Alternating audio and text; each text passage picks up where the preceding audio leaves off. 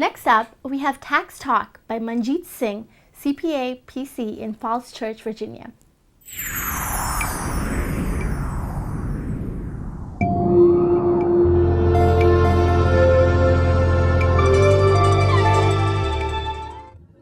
Good morning, ladies and gentlemen. This is Manjit Singh, CPA from Falls Church, Virginia.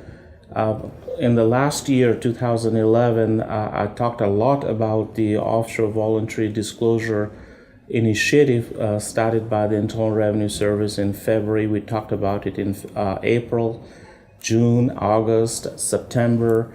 The deadline to file the application to participate in the program was September 9th.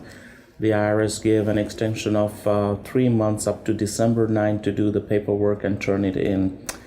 Believe it or not, on January 9th, the Commissioner of Internal Revenue, Mr. Schulman, started a new third initiative, and it's called the Offshore Voluntary Disclosure Program, despite the good result that they have. So, having beaten you to death with that, today I have invited Mr. Kevin Thorne, an attorney, prominent attorney in the District of Columbia, who has been doing offshore voluntary disclosure program for the last 5 years. When he started his practice and done other work with the Justice Department, Criminal Division, and the U.S. Tax Court. He had several clients, a couple of ours have been there too. And today I'm going to talk to him with respect to the new program that the IRS has started. Mr. Thorne, welcome to our program and to our office. With all the touting statistics that the IRS has about the past two programs, in your professional opinion, why would the IRS roll out a third program? Okay, first of all, thank you for allowing me to be here to discuss this very interesting and relevant topic. I think the important thing to realize with the IRS is that even though there were programs in 2009 and 2011, the new program that they've recently rolled out is a direct result of more people coming forward and disclosing their offshore accounts. The new penalty that they've put out there at 27.5% for the FBAR, which is the foreign bank recording form that they have out, is the largest penalty, but not the only penalty that's relevant to this situation. You also have to pick up any sort of interest on tax or accuracy-related penalties. I think that the government didn't have any choice but to bring out a new program. The new program will obviously bring more people into the network and get more people back into compliance. And obviously the government needs money, so this is just a result of that. The past process used to be to amend the prior 6 years' tax returns, compute the income tax as amended returns on the omitted income in foreign sources, and individually, voluntarily calculate the penalty that the individual expected to pay. Having turned that paperwork in, when the IRS comes back and says, okay, folks, we accept what you have sent in, and this is what we think is going to be the penalty. You computed the penalty yourself, so we would request you to pay it up now. In your experience dealing with the Internal Revenue Services, you have already worked as an attorney for them on the other side of the fence. Have you been able to negotiate the penalties, and how does the IRS argue with that, or what is their reaction? Well, obviously the programs, the voluntary disclosure programs themselves have certain set parameters, be it the FBAR penalty or the interest that's owed, or the tax or the accuracy-related penalty, or a certain penalty on unreported income on property that's received some sort of rental income. It's also important to take into consideration when you're dealing with the government that everything's negotiable. There are certain aspects of the program that are not out there in broad terms, like these 27.5% penalty that's out there.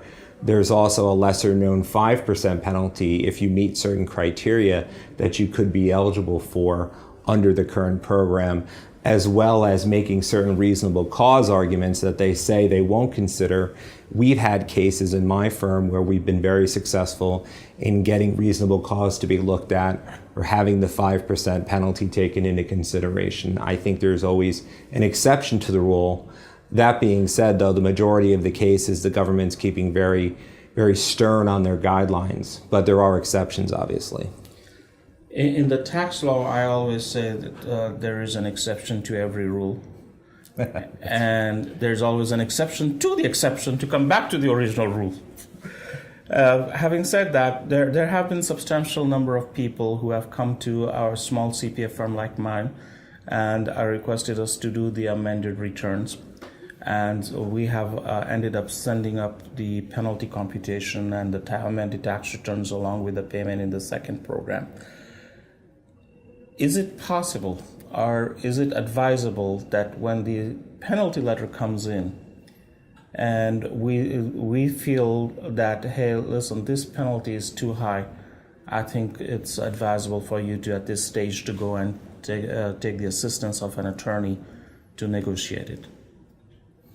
I think it's always important that you have legal counsel when dealing with offshore accounts, especially undisclosed offshore accounts, because there is some sort of criminal exposure for the client in regards to if your conduct is willful, the government could pursue some sort of criminal action against you. The penalties you're talking about, I think, are important for attorneys to be involved in also because, like you said, there's always an exception to an exception.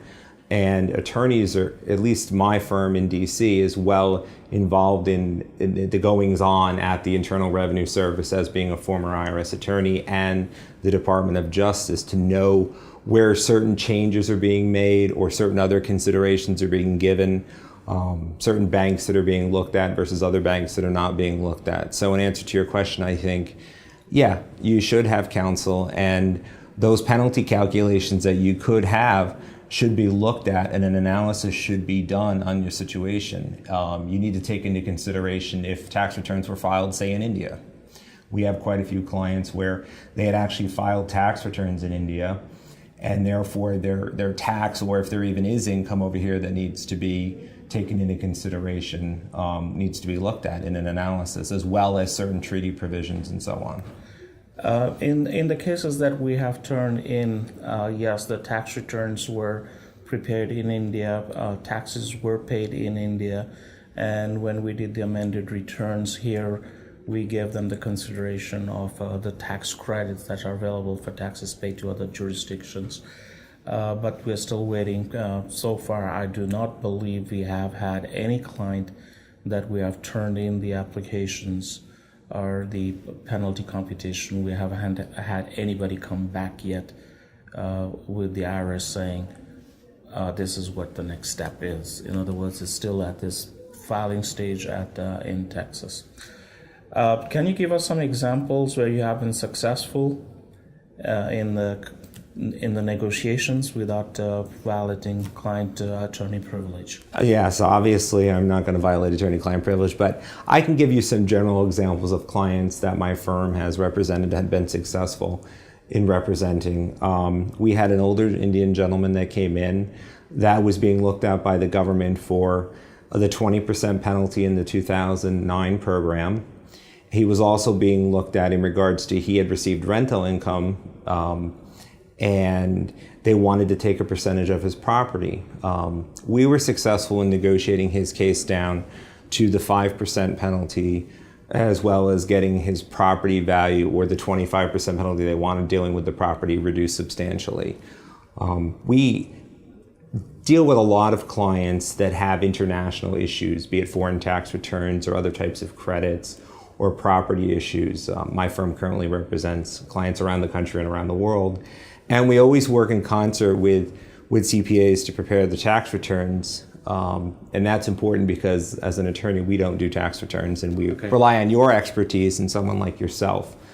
Another example would be where we had a woman in Belgium that had basically been out of the country for 30 years and did not and she was being told by other people, or the government, the IRS specifically, that she owed a substantial penalty.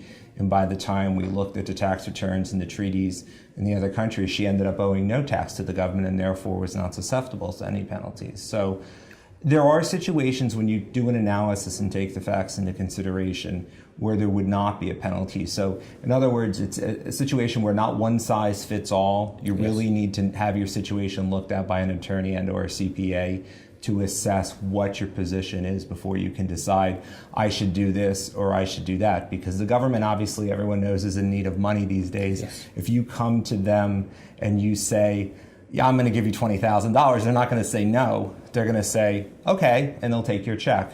And that's pretty much the way it is. Or if possible, they're going to say, okay, now add interest to it and give us that too.